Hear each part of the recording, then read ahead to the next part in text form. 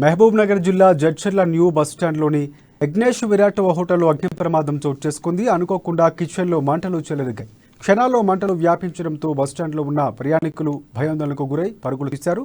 అగ్నిమాపక సిబ్బంది సకాలంలో ఘటనా స్థలానికి చేరుకుని మంటలు ఆర్పివేయడంతో పెను ప్రమాదం తప్పింది.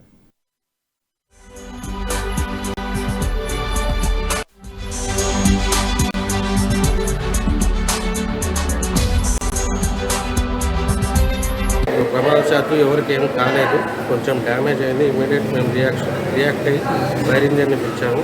వాళ్ళు కూడా తొందరగా వచ్చి ఫైర్ని కాపాడడం జరిగింది. ఎవరికి ఏం కాలేదు. నష్టము సియూజీ గ్యాస్ ఇవి కూడా ఉన్నాయి, ఫైర్ ప్రికాషన్ చేసే మెషిన్స్ కూడా ఉన్నాయి. దాంతో కూడా ఆపడానికి ప్రయత్నించాము, కానీ మంట ఆరలేదు. దాంతో ఇమీడియట్గా ఫైర్ ఇంజన్ని వెళ్ళడం జరిగింది. ప్రమాదశాత్తు ఎవరికి ఏం కాలేదు, కొంచెం డ్యామేజ్ అయింది. ఇమీడియట్ మేము రియాక్ట్ అయ్యి ఫైర్ ఇంజన్ని పిలిచాము. వాళ్ళు కూడా